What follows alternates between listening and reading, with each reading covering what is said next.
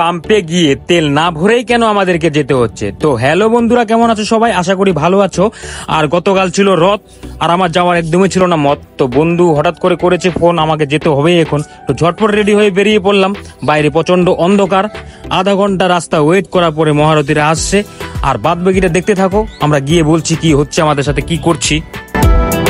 Bike স্ট্যান্ডে bike রেখেই আমরা বেরিয়ে পড়লাম, আর এখান থেকে ভিড় চালু।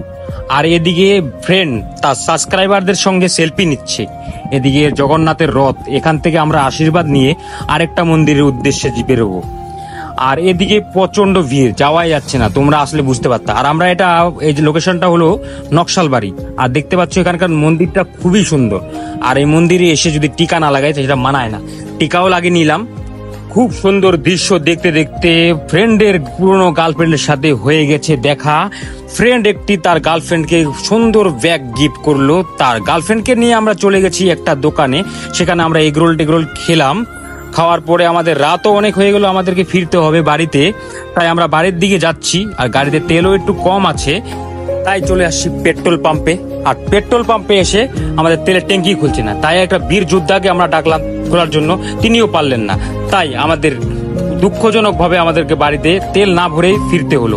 আর অনেক রাতও হয়ে গেছে, ফ্রেন্ডকে ছাড়তে হবে বাড়িতে। তাই ফ্রেন্ডকে বাড়িতে ছাড়ার পথে আমাদের জন্য দুটা ফ্রেন্ড ওয়েট করে আছে। তাদেরকে অসংখ্য ধন্যবাদ আমাদের জন্য এত রাত অবধি ওয়েট করে থাকার জন্য।